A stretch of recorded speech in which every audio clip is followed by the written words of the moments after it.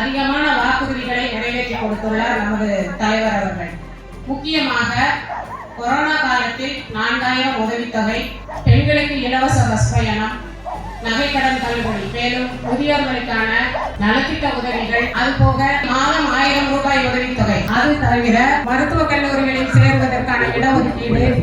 இப்போ பிரைவேட் ஸ்கூல்ல படிச்சுட்டு இருக்கிறவங்க கூட நிறைய பேர் கவர்மெண்ட் ஸ்கூல்ஸ்ல வந்து சேர்றதுக்கான காரணம் தலைவர் அவர்கள் பெற்றுத்தந்த இந்த இடஒதுக்கீடு தான். கல்வி மேலாண்மை குழு என்ற ஒரு குழுவை அமைத்து ஒவ்வொரு ஸ்கூல்லையுமே அடிப்படை தேவைகளை எல்லாம் மேம்படுத்தி அந்த குழந்தைகளுக்கு தேவையான அனைத்து வசதிகளையும் செய்து கொடுப்பதற்கான அனைத்து முயற்சிகளிலுமே இந்த அரசு ஈடுபட்டுள்ளது.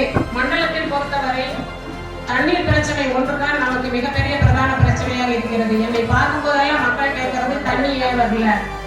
இப்போ சிறுவாணியிலிருந்து முதல்வர் அவர்கள் நம்மளுக்கு தேவையான நீரை திறந்து விடுமாறு கேரள முதலமைச்சரிடம் கேட்டு அந்த நீரையும் பெற்று தந்து விட்டார். ஆவின் பால் விலை லிட்டருக்கு 3 ரூபாய் குறைக்கப்பட்டது. மகளிருக்கு விலையில்லா பேருந்து திட்டம், அதே மாதிரி தனியார் மருத்துவமனையில் இலவச சிகிச்சை திட்டம் நடைமுறை கொண்டு வரப்பட்டது. உங்கள் தொகுதியில் முதல்வர் என்ற திட்டத்திற்கு தனித்துறை முதல்வரின் நேரடி கண்காணிப்பில் நிறுவப்பட்டது. மாவட்டந்தோறும் வாரம் நிறுவி கொரோனாவை கட்டுப்படுத்துவதில் முதலிடத்தில் நம்ம தமிழக மாநிலம் அமைந்தது. அதே மாதிரி அனைத்து அரசு குடும்ப அட்டைதாரர்களுக்கும் 14 வகையான மளிகை பொருட்கள் இலவசமாக வழங்கப்பட்டது. அதே மாதிரி செவிலியர்கள், தூய்மை பணியாளர்கள் உள்ளிட்டவர்களுக்கு அனைவருக்கும் ஊக்கத்தொகை வழங்கப்பட்டது. மாற்றுத்திறனாளிகளுக்கும் திருநங்கைகளுக்கும் பேருந்தில் இலவச பயணம் மேற்கொள்வதற்குண்டான ஆணை பிறப்பிக்கப்பட்டது.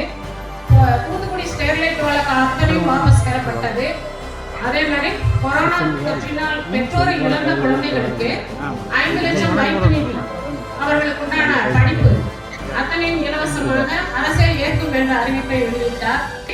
இப்பொழுது அவர்களுக்கு கொடுக்கப்பட்டிருக்கிறது நிவாரண உதவித்தொகை. கோயில் அர்ச்சகர்களுக்கு 4000 ரூபாய் நிவாரண உதவித்தொகை வழங்கப்பட்டது. அதே மாதிரி 27% OBCD இட ஒதுக்கீடு சட்ட போராட்டத்தில் வெற்றியடைந்த இந்த அரசு